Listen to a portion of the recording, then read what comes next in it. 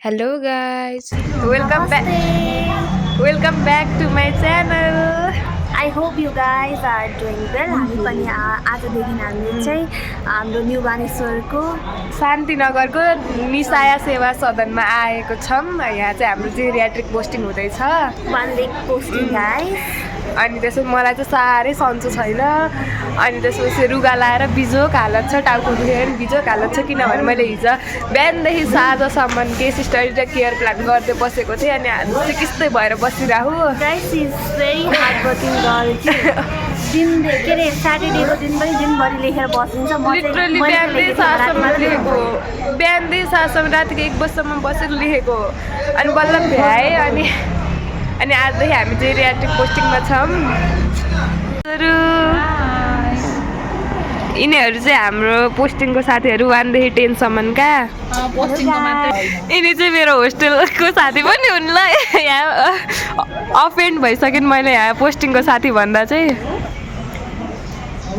एभरेस्टको साथीहरू ऊ चाहिँ हाई गर्ने चाहिँ हाई गरेको चाहिँ मेरो एकदम मिल्ने साथी हुन्।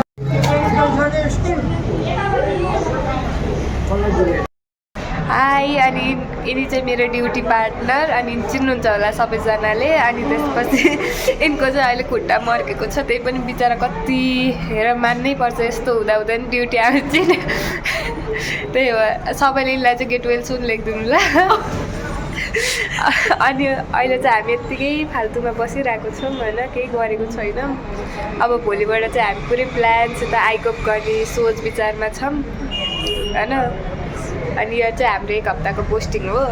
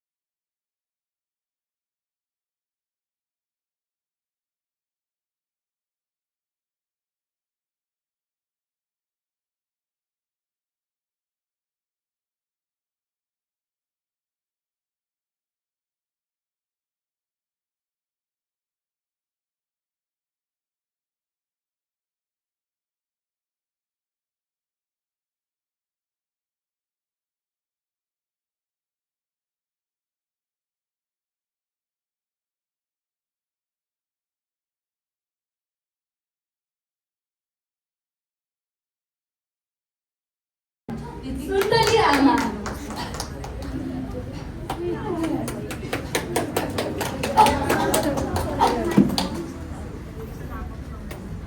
नमस्ते, म सुन्दरी आमा। शान्ति आमा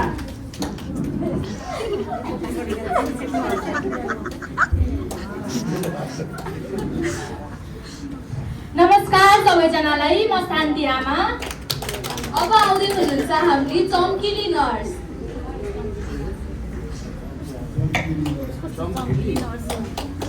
नमस्कार, म चाहिँ चम्किली नर्स। र आउँदै हुनुहुन्छ हाम्री भुटी नर्स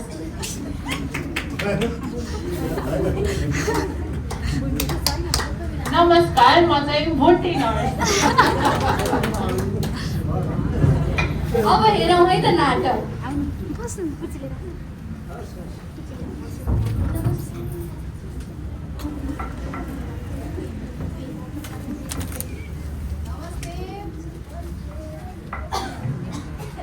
बुवाहरू त आज सबैजना एकै ठाउँमा भेला आउनु भएको छ त। आज केही विशेष दिन हो कि क्या हो बुवा आमा?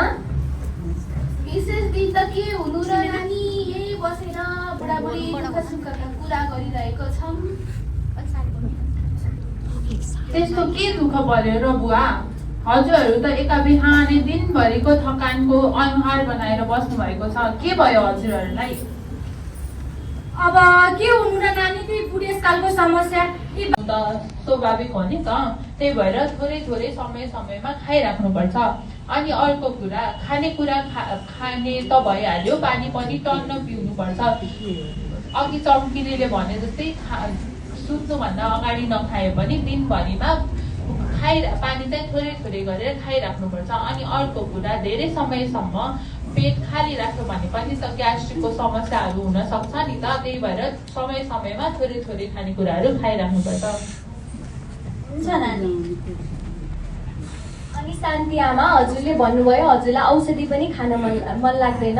यदि तपाईँले समयमै डाक्टरले भने अनुसार औषधि खानु भएन भने अहिले हजुरको जुन समस्या छ त्यो समस्या झन् गम्भीर हुन सक्छ र हजुरलाई झन् ठुला सङ्क्रमणहरू देखा पर्न सक्छ। त्यसैले हजुरले डाक्टरले भनेको पालना गरेर जुन समयमा भन्नुभयो त्यही समयमा औषधि खानु एकदमै जरुरी छ। अब हजुरहरूलाई चाहिँ हामीले बाबुराम बुवाले भन्नुभयो हड्डी टुट्ने समस्या छ भनेर, हजुरहरूलाई चाहिँ हामीले थोरै योगा एक्सर्साइजहरू गरेर देखाउँछौँ। जसले गर्दा चाहिँ हजुरलाई हिँडडुल गर्नको लागि चाहिँ अलिक सहज हुन्छ। हामीसँगै गर्नु है तपाईँहरूले पनि।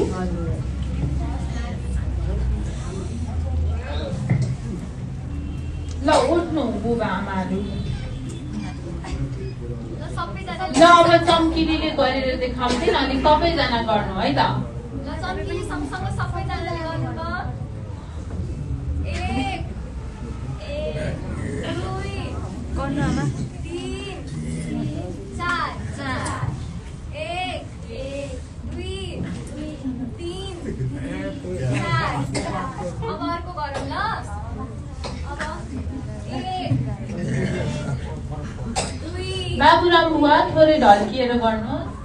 3 आमा 4 5 9 10। ल अब अर्को गरौँ ल।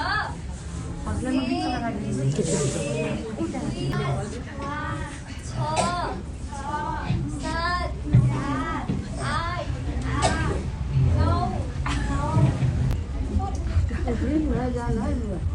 अनि यो व्यायाम गर्दाखेरि नि हजुरहरूलाई थकै लाग्यो भने बिचमा एकछिन आराम लिने अनि फेरि सुरु गर्ने है त बुवा आमाहरू। बुझ्नुभयो त बुवा आमाहरू व्यायाम कसरी गर्ने? हजुरहरूलाई हामीले भने जस्तै गरी दिनको अलिअलि शरीर हिँडडुल गर्नुभयो भने पनि हजुरहरूको धेरै समस्याहरूको चाहिँ समाधान हुन्छ। आजदेखि नै हामीले हजुरहरूलाई भनेको राम्रो बानी अप्नाउने होइन त बुवा आमाहरू? हस्, धन्यवाद।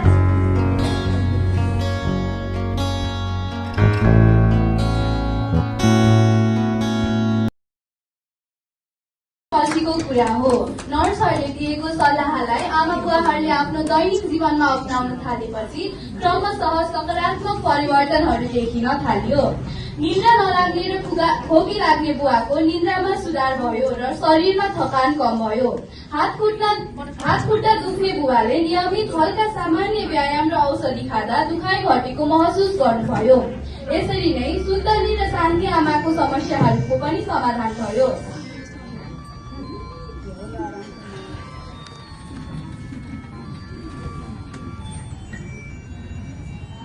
ओहो, तिमीहरू पनि व्यायाम गर्छौ? तिमीहरू जस्ता सोच्या छौ जहिले व्यायाम गर्छौ हामी। हो अति नहेप हामी पनि व्यायाम गर्छौँ।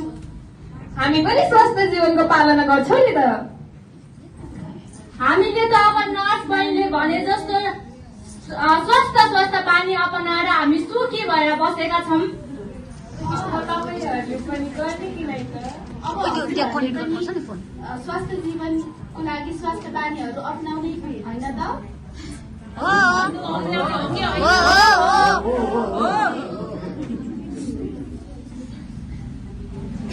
धन्यवाद।